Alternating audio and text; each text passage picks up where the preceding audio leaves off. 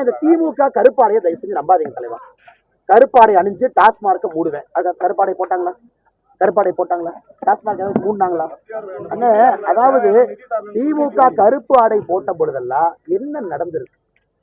அவர்கள் சுயநலவாதிகள். அவங்க கருப்பு ஆடை போடுறதே சுயநலவாதிகள். ஜெகத் ரட்சகன் அவருடைய சாராய ஆலையும் டிஆர் பாலு அவர் சாராய ஆலை நன்றாக ஓட வேண்டும் என்பதற்காக கருப்பு சட்டையை போட்டு சுற்றுறாங்க. நாங்கள் வெள்ளை அறிக்கையை வெளியிட்டிருக்கின்றோம். பத்திரிகை நண்பருக்கு ஒரே ஒரு கேள்விதான்.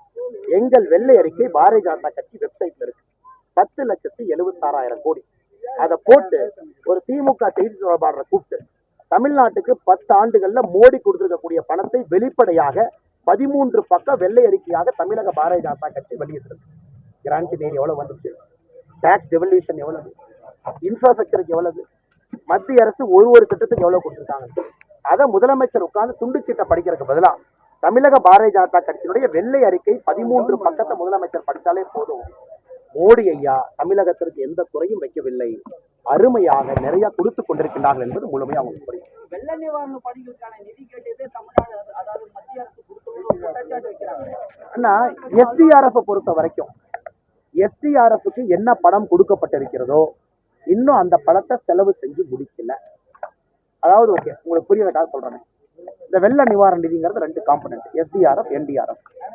ஸ்டேட் டிசாஸ்டர் ரெஸ்பான்ஸ் ஃபண்ட் ஒன்று, நேஷனல் டிசாஸ்டர் ரெஸ்பான்ஸ் ஃபண்ட். எஸ்டிஆர்எஃப்க்கு மத்திய அரசு 2 ஆண்டுகளை என்ன கொடுத்திருக்காங்களோ வெள்ள பாதிப்புக்கு அடிப்படையிலே செய்யக்கூடிய பணி அதுல இருக்கு, பணம் அதுல இருக்கு. அதை டாப் பண்ணியிருக்காங்க. 900 கோடி இந்த வருஷம், போன வருஷத்துடைய பணம் ஆட் ஆகி 1300 கோடியை தாண்டி இருக்கு.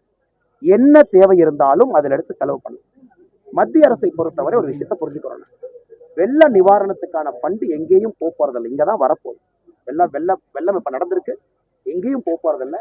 அது எல்லாமே அந்தந்த பினான்சியல் இயர்ல செட்டில் பண்ண போறாங்க. இன்னைக்கு பணம் இல்லை தமிழக அரசு சொன்னால் அது போய் எஸ்டிஆர்எஃப்ல பணம் இருக்கு.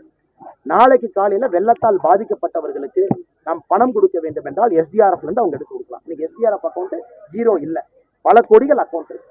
ஸோ தமிழக அரசு சொல்வது போல என் கையில பணமே இல்லை, பணம் இருக்கு, ஆனா சேலஞ்ச் பண்ணி சொல்றேன் இல்லைன்னு சொல்லணும். என்டிஆர்எஃப் நீங்க சொல்ற பணம், என்டிஆர்எஃப்க்கு 38,000 கோடி கேட்டிருக்காங்க. மத்திய அரசு அந்த குறியீடு அடிப்படையில் என்டிஆர்எஃப் பணம் கொடுக்கணும். என்டிஆர்எஃப்க்கு நிச்சயமாக பணம் வரும், அதில் எந்த மாற்று கருத்தும் இல்லை. மத்திய அரசு எவ்வளவு, அந்த ஃபார்முலா பேஸ்டு அதிகாரிகள் ஆய்வு, ஒரு மாநிலம் எவ்வளவு கேட்டிருக்காங்க, இந்தியா முழுவதும் பல மாநிலங்கள் கேட்டிருக்காங்க.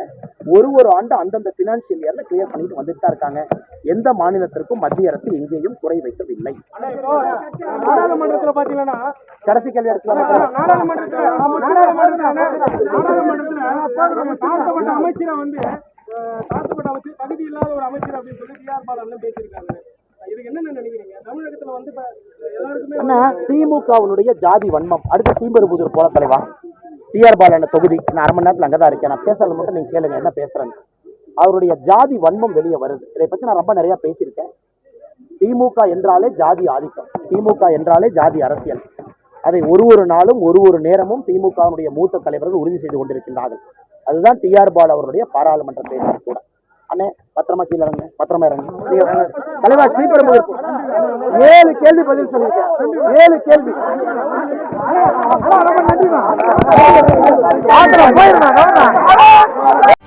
செய்திகளை உடனுக்குடனும் துல்லியமாகவும் தெரிந்து கொள்ள சப்ஸ்கிரைப் பண்ணுங்க.